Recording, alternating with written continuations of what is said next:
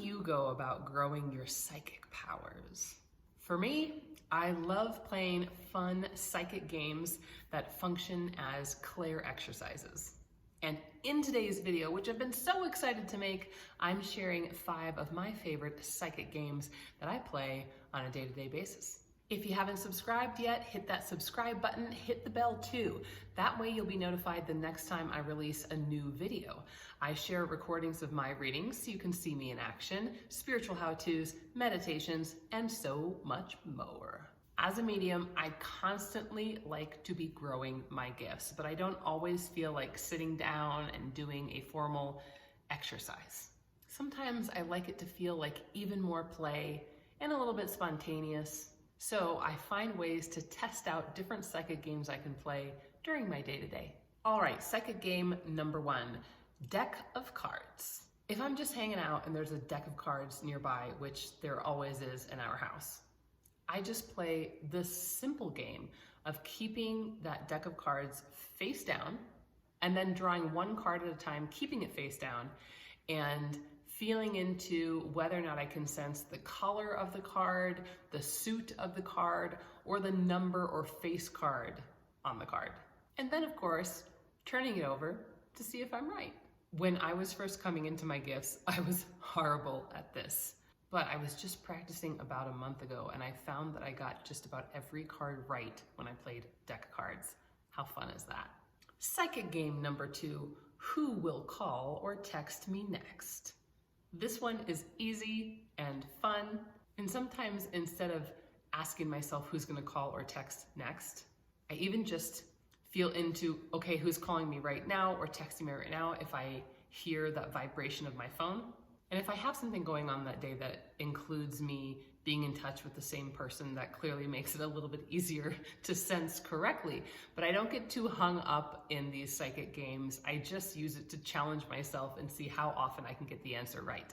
Number 3, who will come into this coffee shop next? I love this one. So I have my favorite coffee shop in town that I like to go to when I'm editing videos or I'm creating copy or who knows what. And I remember the first time I ever played this psychic game. So the coffee shop was not busy at all. And I asked myself, okay, who's gonna walk into this coffee shop next? And it didn't all come at once, but I sat there for a while and I got this clear image of somebody wearing a hat with like lots of bushy gray hair coming out from underneath the hat. I got glasses. I felt that they were gonna be in running shoes, and I saw a satchel type of bag over their arm that would have looked kind of like a briefcase.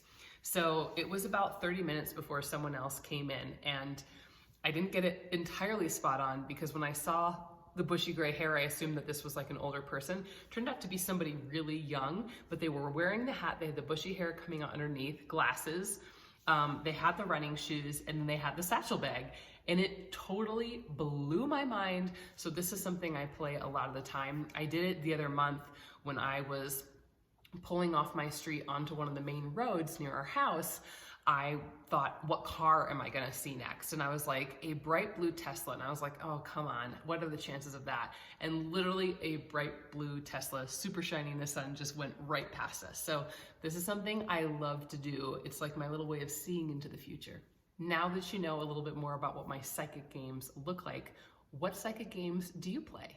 Number 4, and this one's so fun, it's remote viewing of a new destination you haven't been to before. So I'm not sure if you've heard of remote viewing, but it is exactly what it sounds like.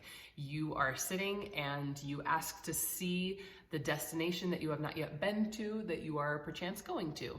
So the first time that I ever did remote viewing was when I was studying at Arthur Findlay, and we were actually going somewhere to do a paranormal investigation, and they had us practice remote viewing.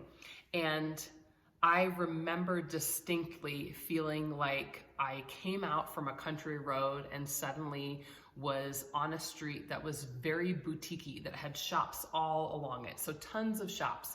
Then I really clearly saw a hairdresser's chair. So I felt like I was inside a salon, and the salon felt very close to where the location was. And then when we went to the location, I was in this large building that to me looked very cementy and modern looking. It had really high ceilings, and it also felt like an event space for me. So most everything turned out to be true. However, it was not cement at all. There was nothing like that to the structure. It was all wooden, but it was a hotel that had really high ceilings, a really wide space, and it was an event space. The hair salon was right across the street, and it was right on a boutique-y street. So fun. Number 5, games. Now, I am a big games person, so I'm talking about board games, card games, things like this. My mom and I play Wingspan and Catan at least 2 times a week, sometimes a whole lot more. And while I never cheat in games, there is an aspect of Catan where you get to draw a card from another player, but you can't see their cards because they're holding their cards toward themselves. Now, if I want to get a certain card, sometimes I just sit there and I let whatever card I want light up. And that's how it works for me. It's different for everybody, but I get certain cards lighting up and then I might pull it and it might be the exact card I want. Now, I don't get it every time, but I do practice this from time to time. The other game I really like to practice this with is the game Memory when I play with my daughter. Now, there was a time where we had just set down all the cards and she went first and turned over 2 and then put them back. And then I turned over 1 and it was a tiger. And I just kind of spaced out and said, highlight the tiger for me. And I got a big highlight, I turned it over and it was the tiger. And my husband said, wow, that works well. But there were many other times where I tried to make a match and it did not happen. But these are the ways I like to use games. Again, not cheating during games, but using it at a time when it's helpful and gives you a little bit of an advantage. The thing with all these psychic games, as I call them, is to have fun and enjoy yourself.